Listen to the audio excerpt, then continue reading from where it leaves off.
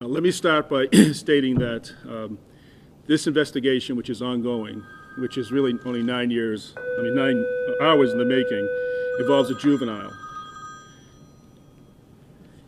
And under Massachusetts General Laws, Chapter 119, Chapter 60A, I am prohibited from disclosing specific information about the juvenile at this time. As a result of a missing persons report filed with the Danvers Police Department late yesterday afternoon, Danvers Police initiated an investigation to locate a 14-year-old male who had not returned home from Danvers High School earlier in the day. At approximately 11:20 p.m. last evening, Danvers Police received a report that a Danvers High School teacher had not returned home from work and was not answering her cell phone. As a result of that report, Danvers Police initiated a search for the teacher and discovered blood in the second-floor bathroom at Danvers High School. The school was immediately secured. At 12:30 this morning, Topsfield Police responded to reports that a pedestrian was walking north in the southbound lane of Route 1. Officers approached the pedestrian and soon realized he was the person that was the subject of the Danvers police alert. The juvenile was transported to Danvers Police Station. As a result of the joint investigation of the Massachusetts State Police, Danvers, and Topsfield Police, the body of Colleen Ritzer, 24, of Andover, was located in the woods near Danvers High School.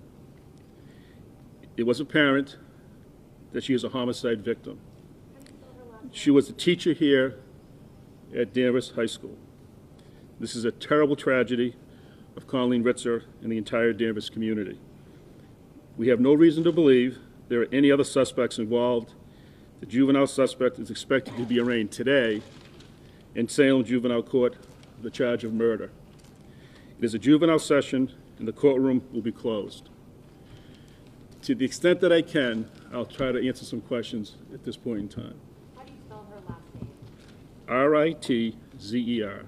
So you were looking last night for Philip Chisholm. That was the name that you released to the person that you were looking for. Is that the person that's in custody? I did not say that. What's the relationship between Ritzer and this 14-year-old? At this point in time, I'm precluded under the statute I cited from giving specific information or evidence that will be presented at a later date of trial. When was this attack carried out? Do you have a time frame?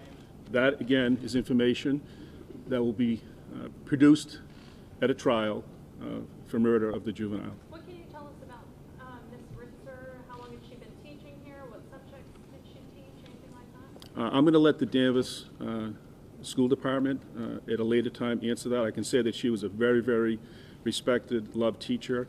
And at 24 years of age, as I said, it's a terrible tragedy for the entire Danvers community. Does Danvers High School have any metal detectors or anything of that nature at this point? Later in the day, we will be releasing some information in conjunction with Danvers High School and Danvers School Department to answer that question specifically. What reason that you'd be charged as an adult? Things might open up again here in Danvers, all the schools are closed. I'm sorry, you have to say that again. The school closures in Danvers, how long they might still be closed? We're going to work on that all day long, and there will be a statement released once we decide the schools should be open again. What circumstances led to the 14-year-old being taken into custody? Again, there was a report of a juvenile who was missing. When the Topsfield Police saw this person walking north in the southbound lane of Route 1, they determined that he was the juvenile that was missing and they were trying to locate. And that's, how quickly was he named a suspect and then that's, charges brought? again, that's part of the ongoing investigation, and we are not able to release any more details, given the fact that he's a juvenile. John, you had a question? Do you have plans to charge him as an adult? We are going to take a very hard look at that, obviously.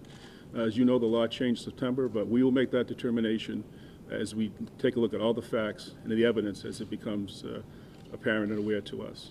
Was it somebody from the school who discovered the blood in the body, or was it a police officer? The school was secured, and again, as I said earlier, at 11:20 last evening, blood was found in the bathroom. This was after the missing person, or after somebody called for saying that she'd never come home? Is that what prompted the search of the school to begin with? Right, as I stated earlier, the teacher was reported to be missing, and as a result of that, and her not answering her cell phone, police instituted a search and found what I described earlier as blood, and secured the school at that time. We don't know He was what time she doing gave at it the to. movie theater in that area last night, that's where he was last seen?